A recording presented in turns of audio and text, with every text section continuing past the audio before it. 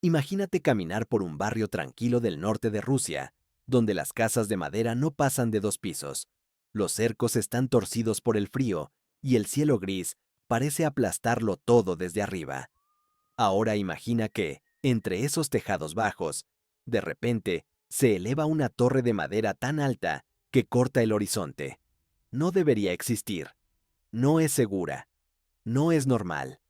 Y sin embargo, estuvo ahí, durante años, observando a toda la ciudad. Estamos en Arjángelsk, una ciudad donde la arquitectura de madera es algo cotidiano. Aquí, nadie se sorprende por una casa de troncos, por un granero antiguo o por un techo inclinado cubierto de nieve. Pero lo que apareció en uno de sus barrios residenciales, a finales de los años 90, no encajaba en ningún paisaje humano. Era una estructura grotesca, torcida, desproporcionada, un monstruo de madera que parecía crecer sin control, piso tras piso, como si alguien hubiera decidido desafiar al cielo con tablas y clavos. El autor de esta aberración arquitectónica se llamaba Nikolai Sutiagin, un empresario local con una biografía complicada, marcada por problemas con la ley y varios periodos en prisión. Cuando salió en libertad, a principios de los años 90, tomó una decisión aparentemente simple: construirse una casa. No un palacio, no un rascacielos, solo una casa grande. Al menos, así empezó. Los primeros 2 pisos no llamaron demasiado la atención. En Rusia, especialmente en esa región, nadie se escandaliza por una vivienda amplia. Pero entonces, Sutiagin miró hacia arriba y decidió que no era suficiente. El techo le parecía bajo. El conjunto, pobre. Mandó construir otro piso, luego otro más, y otro. En algún punto dejó de ser una casa y se convirtió en una obsesión. Sutiagin no tenía formación en arquitectura, no había planos, no había cálculos de carga, no había permisos, solo había madera, muchísima madera, piso tras piso, torreta tras torreta. El edificio empezó a retorcerse hacia el cielo. Las proporciones se perdieron. Las líneas dejaron de tener sentido. Desde lejos parecía un castillo de un cuento oscuro, levantado por un hechicero mediocre con delirios de grandeza. La torre alcanzó los 38 metros de altura. 13 pisos hechos casi exclusivamente de madera, sin acero, sin hormigón. Según algunas versiones, incluso sin apenas clavos metálicos. Los vecinos comenzaron a llamarlo el hongo de madera. Otros decían que parecía una astilla gigantesca clavada en medio del barrio. Nadie lo veía como una casa. Lo veían como una amenaza.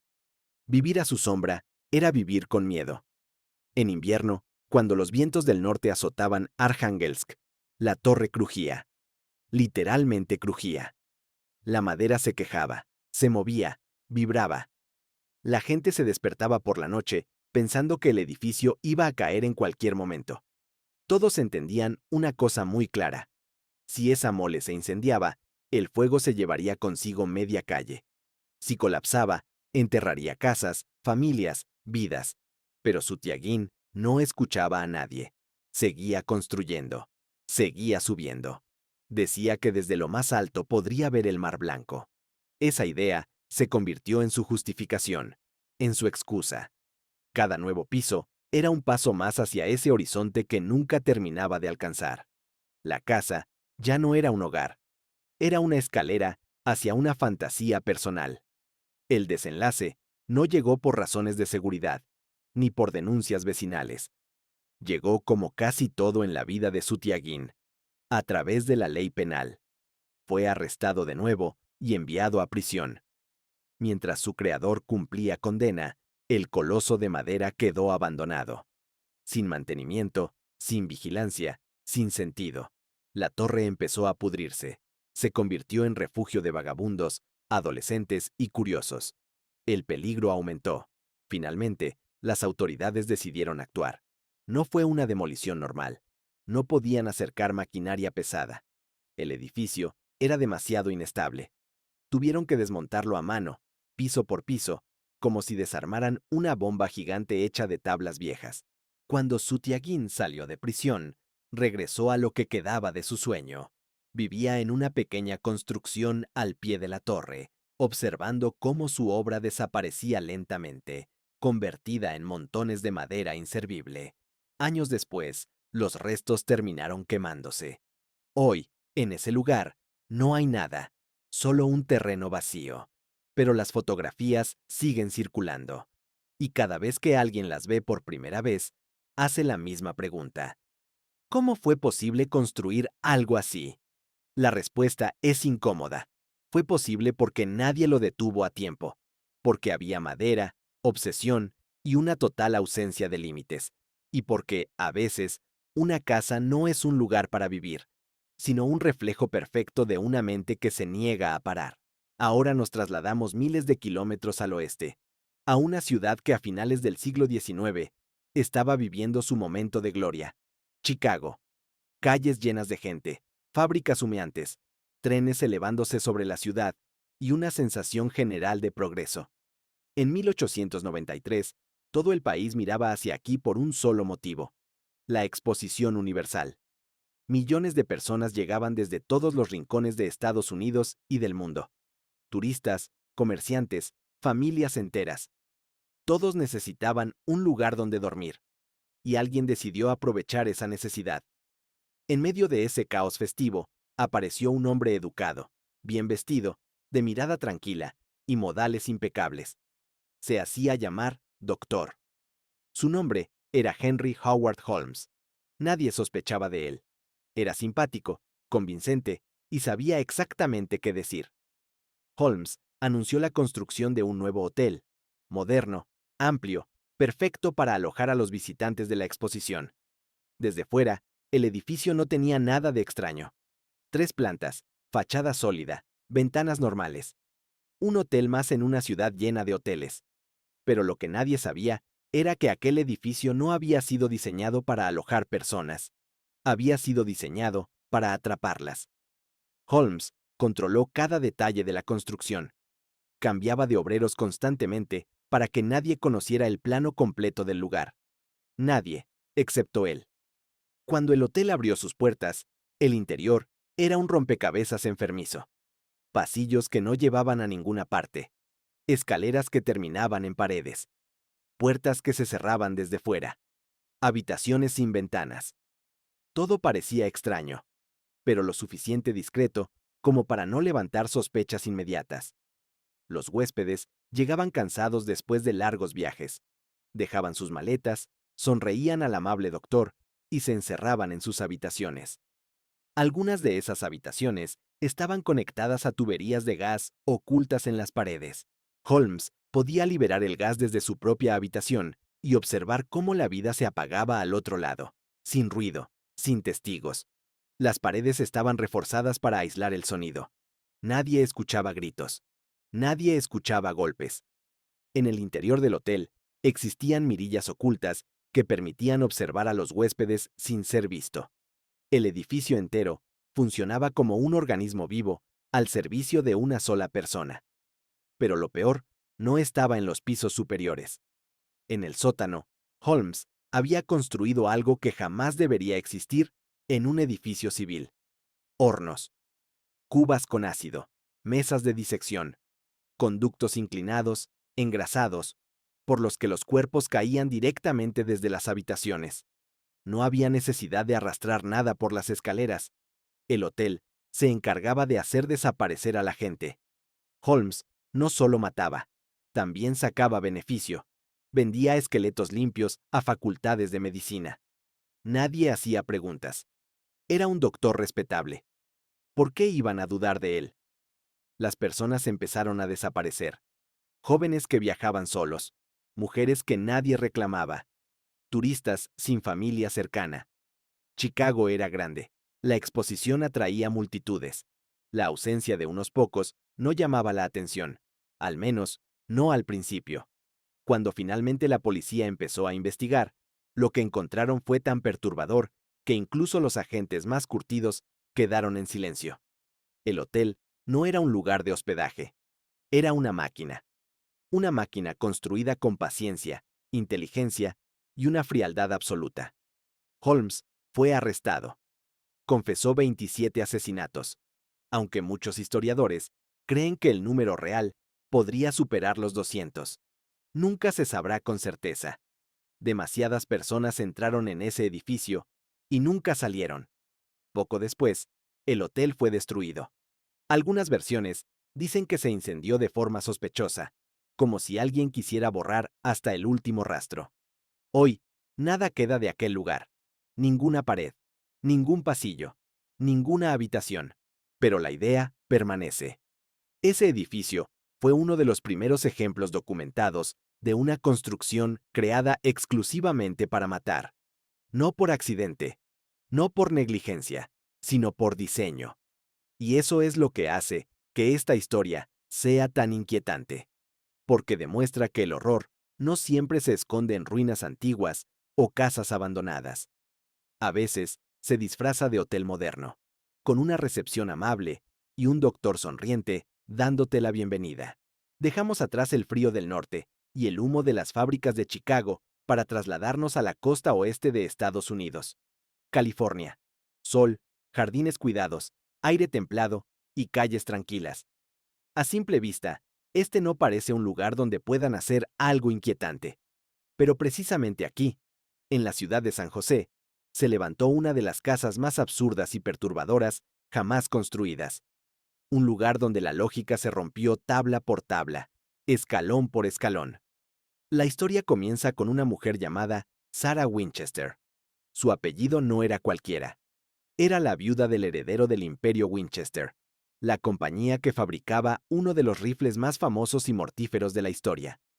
Cuando su esposo murió, y poco después falleció, también su hija recién nacida, Sarah heredó una fortuna inmensa, dinero suficiente para vivir varias vidas sin preocupaciones. Pero ese dinero no le trajo paz, le trajo miedo. Sarah estaba convencida de que su familia estaba maldita. Creía que los espíritus de todas las personas asesinadas por los rifles Winchester la perseguían.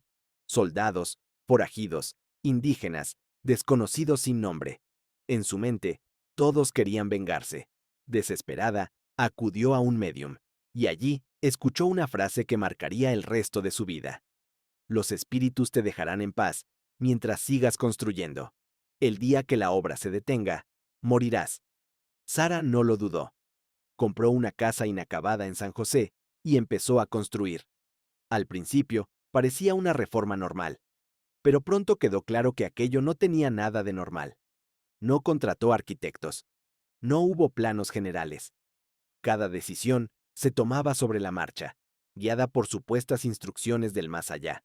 La construcción no se detuvo durante 38 años, día y noche, sin pausas, sin descansos. Los obreros se turnaban, pero el martilleo nunca cesaba. Sarah dormía poco. Cada noche se encerraba en una habitación especial, donde, según ella, hablaba con los espíritus. Por la mañana entregaba nuevos dibujos improvisados en trozos de papel, servilletas o sobres, y los trabajadores obedecían. El resultado fue una pesadilla arquitectónica, escaleras que suben solo para terminar en un techo, puertas que se abren directamente contra una pared, ventanas colocadas en el suelo, pasillos que se retuercen y no llevan a ningún sitio, habitaciones dentro de habitaciones, armarios que en realidad esconden pasajes secretos, chimeneas que no conectan con nada. Nada tenía sentido. Y ese era el punto. Sarah creía que los espíritus eran confusos, torpes. Pensaba que, si convertía su casa en un laberinto imposible, los fantasmas se perderían dentro y no podrían encontrarla. Cada error arquitectónico era para ella una trampa. Cada escalón inútil, una defensa. Cada puerta falsa, una forma de sobrevivir. La casa creció hasta tener más de 160 habitaciones. No se sabe el número exacto, ni siquiera hoy. Los planos nunca existieron. El edificio cambiaba constantemente. Lo que ayer era un pasillo, hoy podía ser una pared. Sarah dormía en una habitación diferente cada noche, convencida de que así los espíritus no podrían alcanzarla mientras dormía. Había otro detalle inquietante. El número 13. Sarah estaba obsesionada con él. Escaleras de 13 peldaños, ventanas con 13 cristales, lámparas con 13 brazos. Incluso su testamento fue firmado 13 veces. Todo el edificio parecía responder a una lógica que solo existía en su cabeza. Uno de los elementos más peligrosos era una puerta situada en el segundo piso. Una puerta normal, con pomo, que al abrirse no daba a ningún balcón. Daba al vacío. Un paso más y caías al suelo exterior.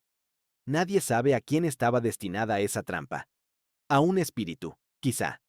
O a cualquiera que no conociera el recorrido exacto de la casa. Cuando Sarah Winchester murió en 1922, ocurrió algo extraño. La construcción se detuvo de inmediato. Los obreros dejaron las herramientas donde estaban. Clavos a medio martillar. Tablas sin fijar. El sonido constante que había acompañado a la casa durante casi 4 décadas desapareció de golpe. Por primera vez, el lugar quedó en silencio. Hoy, la casa sigue en pie. Es una atracción turística. La gente recorre sus pasillos, se ríe de las escaleras inútiles y se toma fotos frente a las puertas falsas. Pero los guías admiten algo curioso. Incluso ellos, después de años, a veces se pierden. Y algunos vigilantes nocturnos aseguran escuchar pasos cuando no hay nadie más dentro. Sarah Winchester consiguió lo que quería. Murió en su cama, rica y tranquila, pero dejó atrás algo inquietante. Una casa que no fue construida para vivir, sino para huir. Un laberinto levantado por el miedo. Un monumento gigantesco a la paranoia humana. Dejamos Estados Unidos y viajamos hacia el sur, a México, a una ciudad colonial llena de callejones estrechos, fachadas coloridas y plazas tranquilas. Guanajuato. Un lugar turístico, vivo, aparentemente alegre. Pero detrás de una de esas fachadas elegantes se esconde una historia que durante décadas fue susurrada en voz baja, como si nombrarla en voz alta pudiera despertar algo que nunca terminó de irse. La casa se conoce hoy como la Casa del Llanto. Desde fuera, no parece peligrosa. Es un caserón antiguo, de muros gruesos, balcones de hierro y puertas pesadas de madera. Durante años fue la residencia de un hombre respetado, adinerado y bien visto por la sociedad local. Su nombre era Tadeo Mejía. Un marqués, según algunos registros. Un benefactor, según otros. Un hombre que lo tenía todo, hasta que lo perdió de la peor manera posible. Una noche, su casa fue asaltada. Los ladrones no solo buscaban dinero. En el caos del robo, su esposa, Constanza, fue asesinada. No murió en un enfrentamiento, murió frente a él. A partir de ese momento, algo se rompió en la mente de Tadeo Mejía. El duelo no lo llevó a la resignación ni al recuerdo, lo llevó a la negación absoluta. Mejía se negó a aceptar la muerte como final. Cerró la casa, despidió al personal, se aisló del mundo y comenzó a obsesionarse con una sola idea: traer de vuelta a su esposa. No recurrió a sacerdotes ni a médicos. Recurrió a lo que entonces ya se consideraba peligroso, incluso para los más desesperados: rituales oscuros, brujería, prácticas prohibidas que prometían lo imposible. La casa empezó a cambiar. Algunas habitaciones fueron clausuradas, otras se modificaron. El sótano, que antes se usaba como almacén, fue reforzado y ampliado. Las ventanas se sellaron. Las puertas se hicieron más gruesas. Los vecinos comenzaron a notar cosas extrañas. Gente que entraba al caserón y no volvía a salir. Carros que llegaban de noche. Ruidos apagados, como golpes ahogados. Y sobre todo, llantos. No eran gritos claros. No eran palabras. Eran sonidos largos, quebrados, que parecían venir desde el suelo mismo, desde las entrañas de la casa. Algunos vecinos aseguraban escuchar súplicas. Otros decían que eran rezos. La mayoría prefería no escuchar nada y seguir con su vida. Después de todo, Mejía era poderoso. Nadie quería problemas. Con el tiempo, las desapariciones se volvieron imposibles de ignorar. Personas pobres, mendigos, trabajadores ocasionales. Gente que nadie iba a reclamar. Según las leyendas, Mejía los atraía con promesas de ayuda o empleo. Los llevaba al interior de su casa, al sótano. Allí realizaba rituales que, según él, requerían sangre. Sangre humana. Creía que cada sacrificio lo acercaba un poco más a Constanza. No se sabe cuánto duró esto. Meses, años. Lo que sí se sabe es cómo terminó. Una mañana, la casa quedó en silencio. Demasiado silencio. Las puertas no se abrieron. Nadie respondió. Cuando finalmente las autoridades entraron, encontraron a Tadeo Mejía muerto. Se había quitado la vida. Pero lo peor no fue su cuerpo. Fue lo que había debajo. En el sótano, bajo el piso y dentro de las paredes, encontraron restos humanos, huesos, cráneos, fragmentos que no dejaban lugar a dudas. No se trataba de uno o dos cuerpos. Eran muchos. La casa no era un lugar de luto. Era un matadero oculto tras una fachada elegante. El escándalo sacudió a Guanajuato. El nombre de Mejía fue borrado de los registros oficiales. La casa quedó abandonada durante años, pero el apodo sobrevivió. Casa del Llanto, porque, según decían los vecinos, incluso vacía, el lugar no dejó de emitir sonidos. Por las noches, cuando la ciudad se quedaba en calma, algunos aseguraban escuchar gemidos suaves, como si el eco de lo ocurrido hubiera quedado atrapado entre los muros. Hoy, la casa funciona como museo. Las autoridades intentaron darle un aire educativo, histórico, pero quienes la visitan suelen decir lo mismo. El ambiente es pesado. El aire se siente denso. Algunas personas experimentan mareos, ansiedad, una necesidad urgente de salir. No hay pruebas de nada sobrenatural, solo una historia documentada de obsesión, culpa y violencia. La Casa del Llanto no es famosa por fantasmas visibles ni apariciones espectaculares. Es famosa por algo peor, porque demuestra hasta dónde puede llegar una mente rota cuando se le da espacio, poder y silencio. Y porque recuerda que el dolor, cuando no se acepta, puede transformar un hogar en un lugar del que nadie sale igual. Ahora viajamos al Reino Unido, a Londres, una de las ciudades más caras y densamente pobladas del mundo. Calles ordenadas, casas victorianas perfectamente alineadas, jardines recortados con precisión casi obsesiva.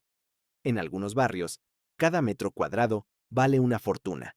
Y precisamente en uno de esos lugares, durante décadas, se estuvo gestando una amenaza invisible bajo los pies de cientos de personas. Estamos en el distrito de Hackney. Desde fuera, la casa no llamaba demasiado la atención. Un edificio victoriano, más, algo descuidado, pero nada fuera de lo común. Nadie habría imaginado que bajo ese suelo aparentemente sólido se escondía un laberinto subterráneo capaz de poner en peligro a todo un vecindario. El propietario de la casa se llamaba William Little, un ingeniero irlandés, reservado, solitario. Los vecinos lo conocían poco. Apenas salía. No recibía visitas. No organizaba fiestas. Pero había algo que todos notaban. Por las noches, desde su casa, se escuchaban ruidos extraños. Golpes sordos, vibraciones leves, como si alguien estuviera excavando. Y eso era exactamente lo que estaba haciendo. Durante casi 40 años, William Little cavó bajo su propia casa, sin maquinaria pesada, sin permisos, sin supervisión, solo con herramientas básicas, paciencia infinita y una obsesión que fue creciendo con el tiempo. Cuando alguien le preguntaba qué estaba haciendo, respondía con total tranquilidad: solo estoy ampliando un poco el sótano. Pero aquello dejó de ser un sótano hace mucho tiempo. Lo que Little construyó bajo tierra era una red de túneles de hasta 8 metros de profundidad, pasadizos que se extendían en distintas direcciones, algunos reforzados de forma precaria, otros sostenidos únicamente por la tierra misma. Cavaba de día y de noche. Sacaba la tierra en cubos. La almacenaba dentro de la casa. La acumulaba como si no existiera el concepto de límite. Los vecinos empezaron a preocuparse cuando el problema dejó de ser ruido y se volvió visible. El suelo de la calle se agrietó. Aparecieron hundimientos. Un día, parte de la acera simplemente colapsó, abriéndose como la boca de un pozo. Debajo no había tuberías rotas ni problemas de infraestructura. Había un túnel. La idea de que un solo hombre hubiera estado excavando bajo varias casas sin que nadie lo notara resultaba aterradora. Ingenieros municipales comenzaron a investigar, y lo que encontraron Fue peor de lo que imaginaban. Los túneles se acercaban peligrosamente a los cimientos de edificios vecinos. Algunos pasaban por debajo de calles transitadas. En un punto, Latchell había dejado al descubierto un cable eléctrico de alta tensión. Un error mínimo habría provocado una explosión o un apagón masivo. Cuando las autoridades finalmente obtuvieron una orden judicial y entraron en la casa, el interior parecía una escena de colapso mental. Apenas quedaba suelo firme. Montañas de tierra ocupaban las habitaciones, viejos electrodomésticos, bicicletas, muebles rotos, todo mezclado con el material excavado. El hogar había dejado de ser un espacio habitable. Era la cubierta de algo mucho más grande y peligroso. William dormía en una plataforma improvisada, suspendida sobre uno de los huecos.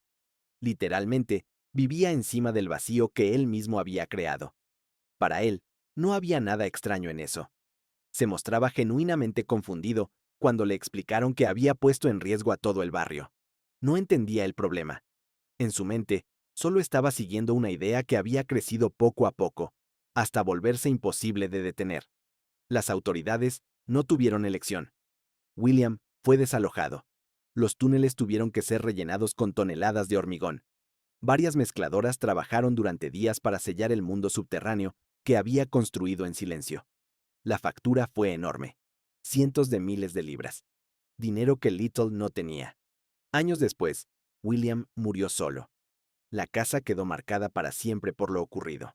Aunque fue reforzada y reparada, muchos vecinos aseguran que nunca volvió a sentirse igual. Caminar por esa calle, sabiendo que durante décadas hubo un laberinto bajo sus pies, cambió la forma en que todos veían el lugar. La historia de William Little no tiene rituales, ni fantasmas, ni sangre visible, pero es inquietante por otra razón. Porque demuestra que una obsesión silenciosa, sin gritos ni violencia directa, puede ser igual de peligrosa. Un solo hombre, con tiempo y aislamiento, estuvo a punto de hacer colapsar un pedazo de Londres, y nadie lo notó hasta que el suelo empezó a desaparecer. Dejamos atrás las calles ordenadas de Londres y viajamos al corazón de Estados Unidos, a un lugar donde el paisaje parece infinito y el viento nunca se detiene. Wyoming. Montañas lejanas, carreteras solitarias y extensiones de tierra donde una casa puede estar a kilómetros de la siguiente. Aquí, el aislamiento no es una excepción, es la norma, y fue precisamente en este entorno donde un hombre construyó un hogar que terminó convirtiéndose en su propia sentencia. En una colina expuesta al viento, se alza una estructura que parece desafiar cualquier lógica. No es exactamente una casa, tampoco es un castillo. Es un amontonamiento caótico de madera, balcones, escaleras y plataformas que se elevan unas sobre otras, como si alguien hubiera decidido construir sin detenerse jamás a mirar atrás. Los locales lo llaman simplemente la Casa del Loco. El responsable de esta construcción fue Francis Lee Smith, un ingeniero de profesión, una persona inteligente, técnicamente capacitada.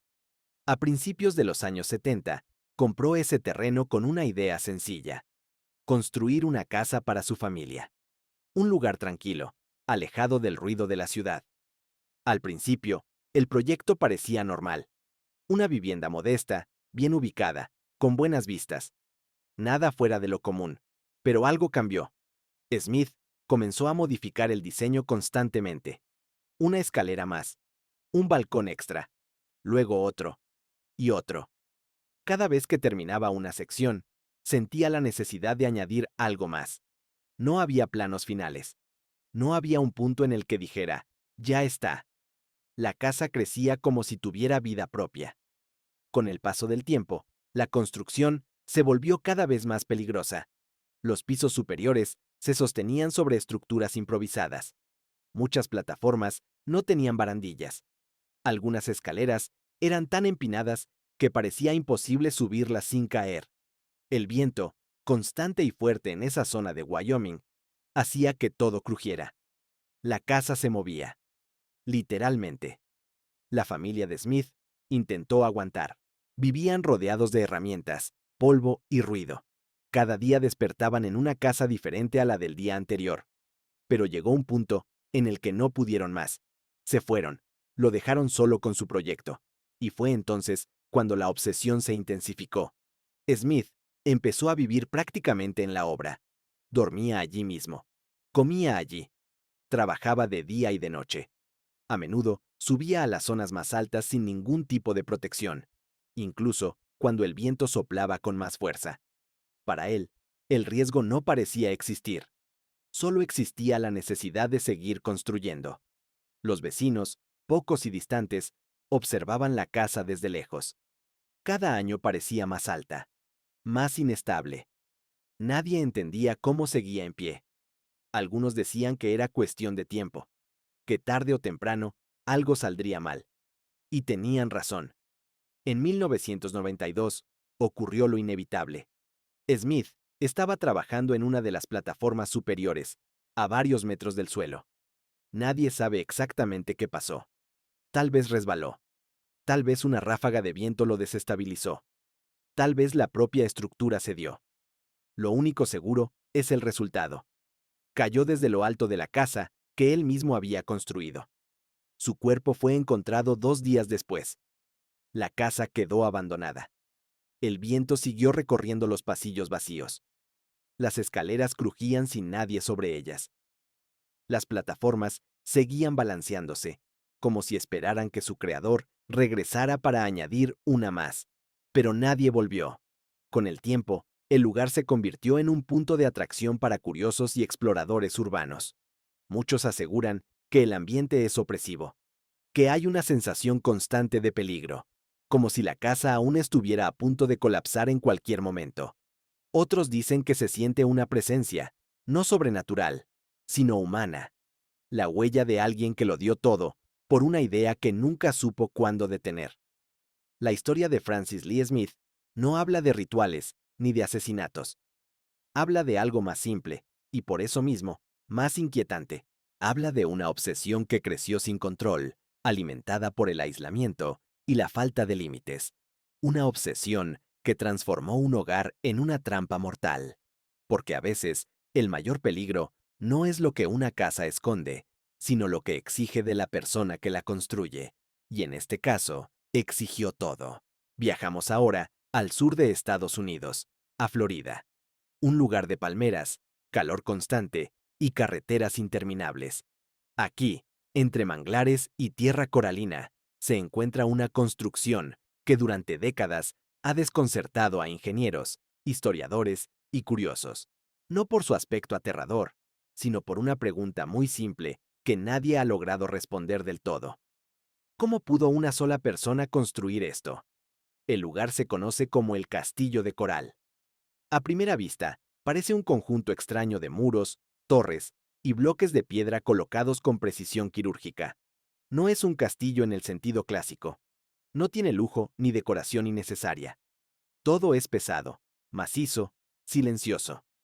Cada bloque de coral pesa varias toneladas. Algunos alcanzan las 30.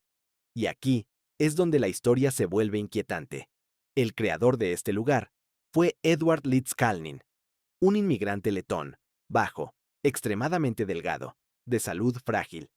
Medía poco más de 1,5 metros y pesaba alrededor de 45 kilos.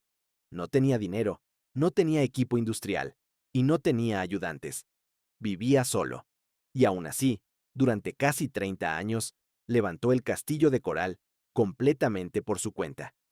Edward trabajaba solo por las noches, siempre de noche. Al caer el sol, encendía una lámpara y comenzaba a mover piedras que ningún ser humano con su físico debería haber podido levantar. Los vecinos rara vez lo veían trabajar.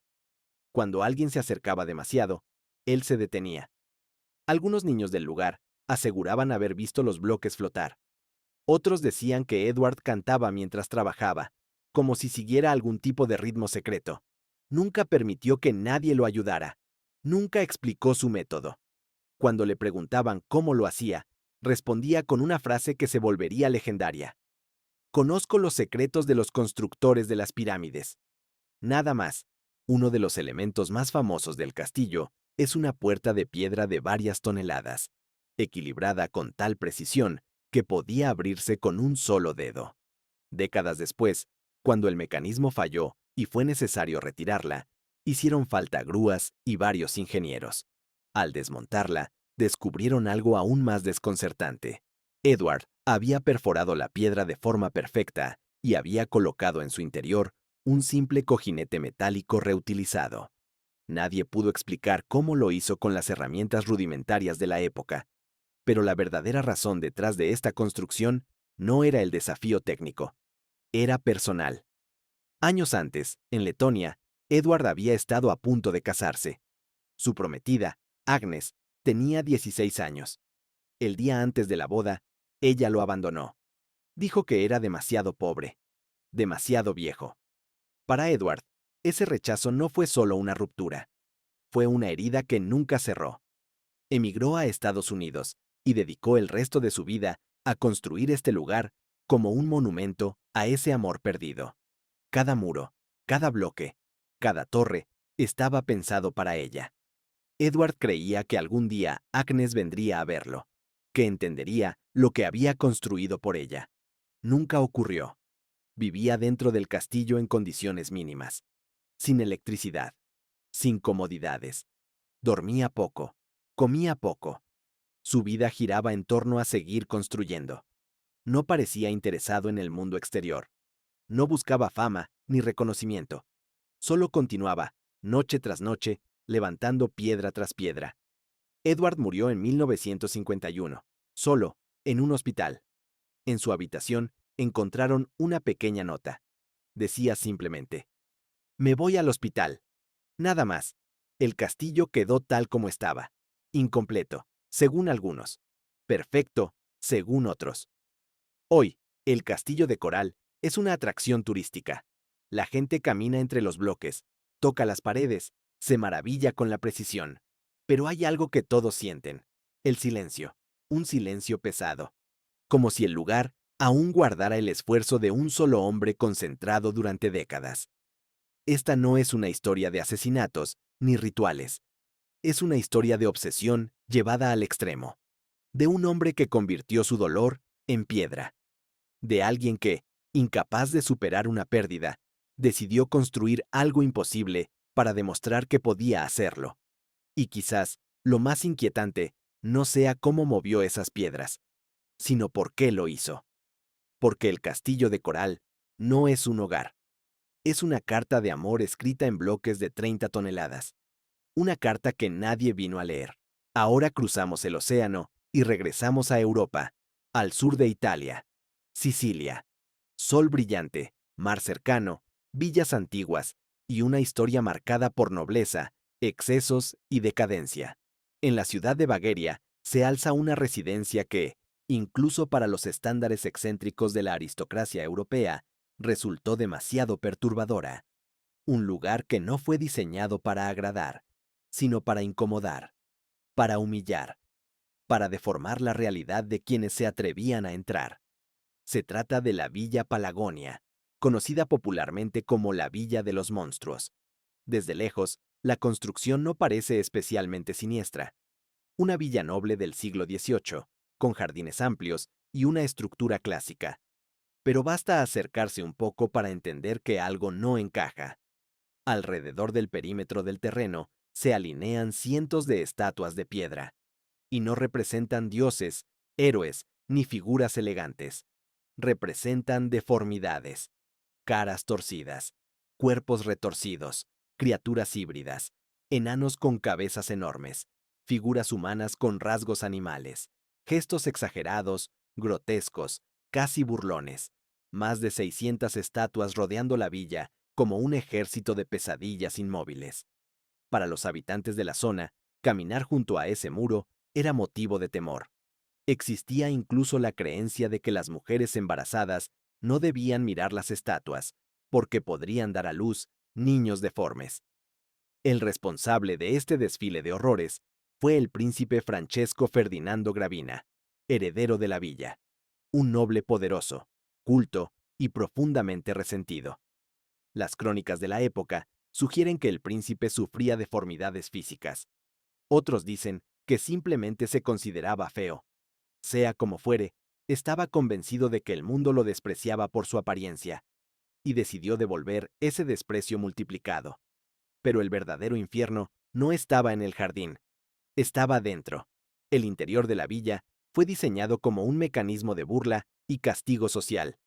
Los invitados acudían esperando lujo y prestigio, y lo que encontraban era humillación. Sillas con patas de distinta longitud que obligaban a sentarse torcido o caer al suelo. Sofás aparentemente cómodos que escondían pequeñas púas metálicas bajo la tapicería.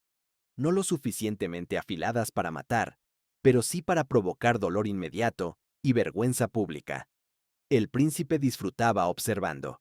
Veía cómo los invitados intentaban mantener la compostura mientras se retorcían de incomodidad. No se trataba de una broma ocasional. Era una experiencia cuidadosamente diseñada. Un recordatorio constante de que, dentro de esas paredes, el poder lo tenía él. Uno de los espacios más perturbadores era el Salón de los Espejos. No eran espejos normales. Estaban formados por fragmentos irregulares, colocados en ángulos imposibles. Cuando alguien entraba, su reflejo se multiplicaba y se distorsionaba.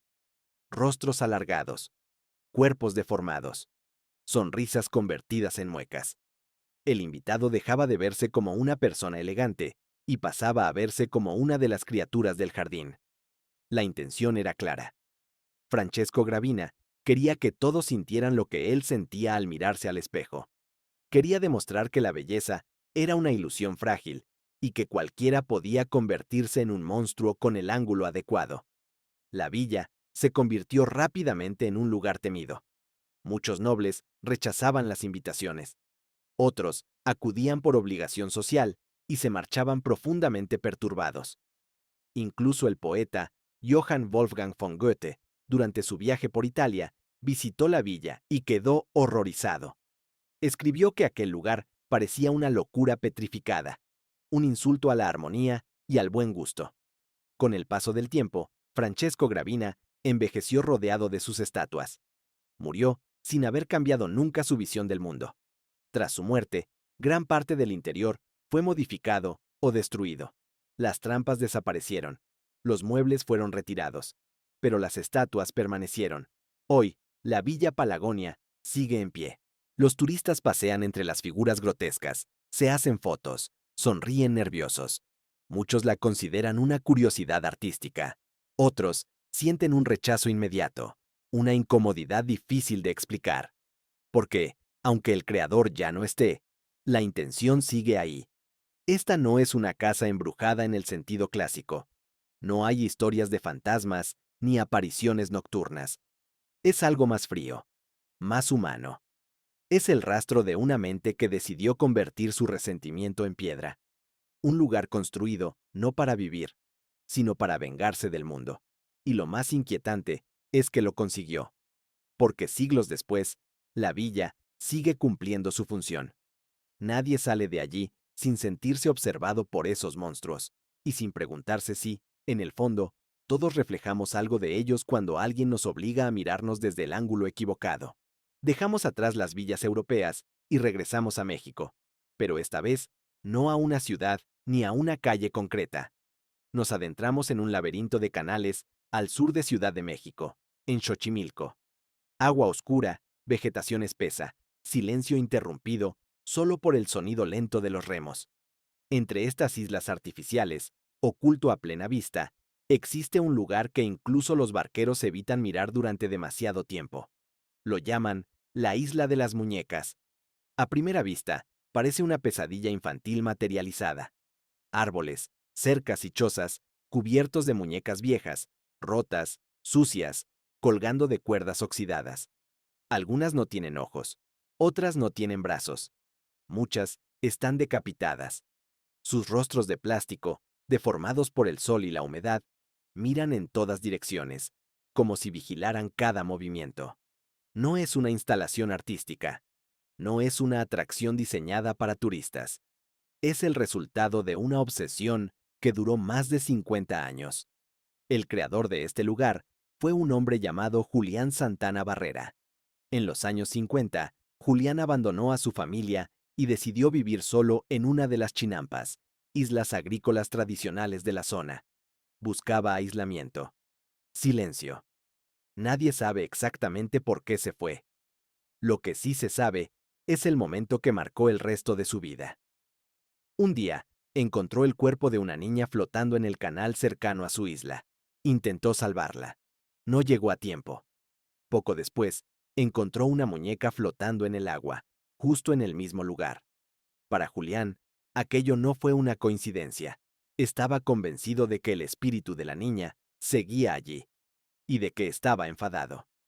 Colgó la muñeca en un árbol como ofrenda, como intento de apaciguarla.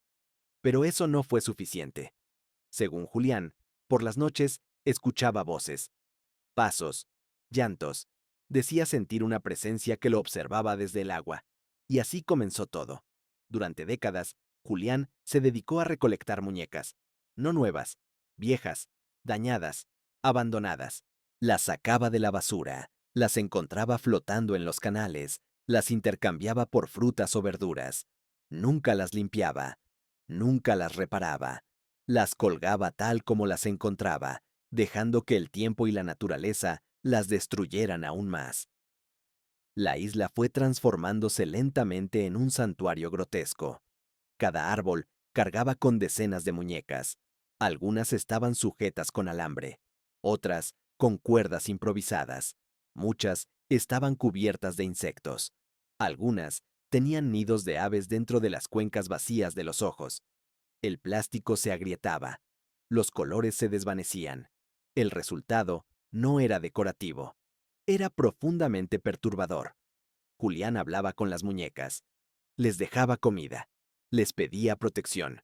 Decía que por las noches se movían, que cambiaban de lugar, que lo cuidaban mientras dormía. Los vecinos y barqueros que pasaban cerca aseguraban escuchar murmullos cuando el viento atravesaba la isla. Otros decían ver cómo las muñecas giraban lentamente, siguiendo a las personas que se acercaban. Durante años, nadie se atrevió a intervenir. Julián no molestaba a nadie. Vivía de forma sencilla, casi invisible. Pero quienes lo visitaban notaban algo inquietante. El ambiente era pesado, asfixiante, como si el lugar estuviera cargado de algo que no se podía ver. En 2001, la historia llegó a su punto final. El cuerpo de Julián Santana fue encontrado flotando en el canal, exactamente en el mismo lugar donde décadas antes había encontrado a la niña. Había muerto ahogado. La coincidencia fue demasiado precisa para ignorarla. Para muchos, no fue un accidente. Tras su muerte, la isla no fue desmontada. Las muñecas quedaron allí, balanceándose con el viento, observando en silencio. Con el tiempo, el lugar se hizo famoso. Llegaron turistas, cámaras, curiosos.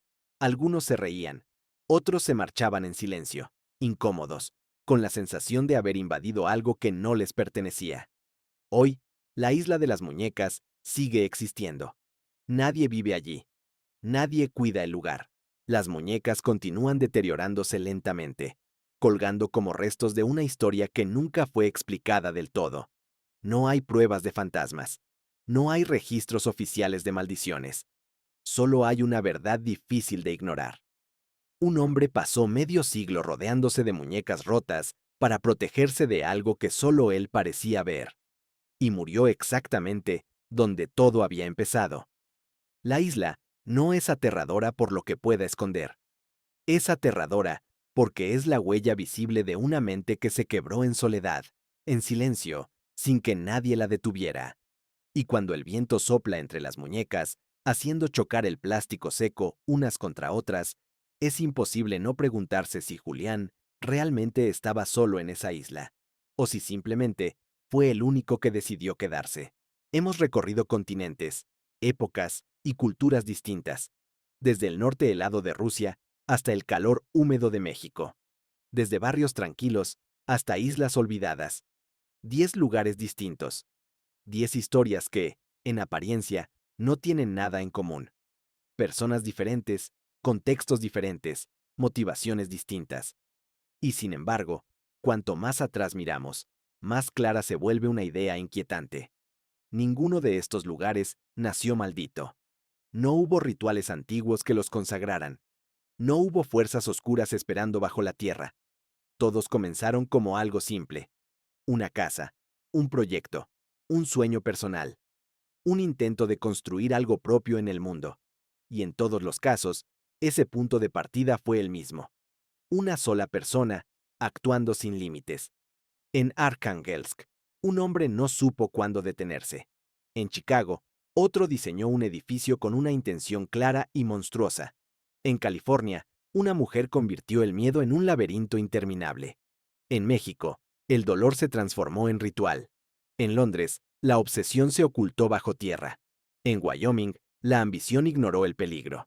En Florida, el amor roto se volvió piedra. En Sicilia, el resentimiento se volvió escultura. En Xochimilco, la culpa se colgó de los árboles. Cada casa es distinta, pero el patrón se repite. Primero, el aislamiento. Todos estos lugares se construyeron lejos de la mirada constante de otros. Barrios tranquilos, islas, colinas, sótanos, terrenos apartados, espacios donde nadie preguntaba demasiado, donde nadie intervenía a tiempo. Luego, la idea fija. Una meta que deja de ser racional y se convierte en obsesión. Ver el mar desde lo alto, vengarse del mundo, engañar a la muerte, protegerse de espíritus, recuperar un amor perdido, demostrar algo, aunque nadie lo haya pedido. Después, la transformación del espacio. La casa deja de ser un hogar.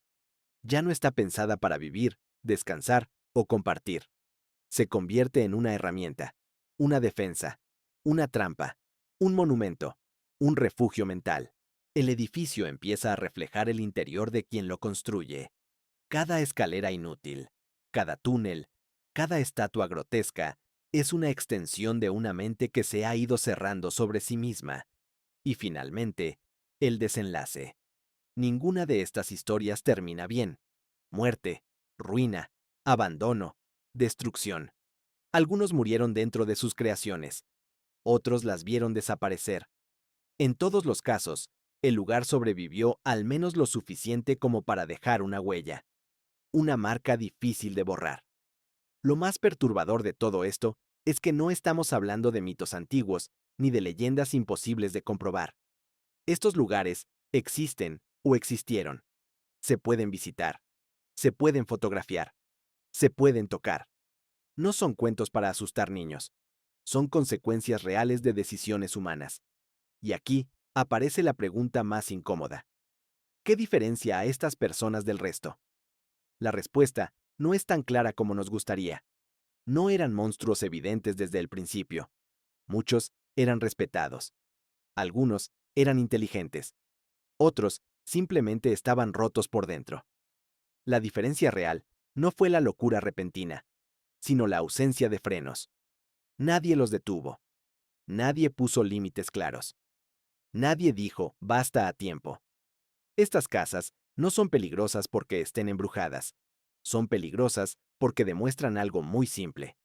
Cuando una mente obsesiva tiene recursos, tiempo y aislamiento, el resultado siempre deja de ser un hogar.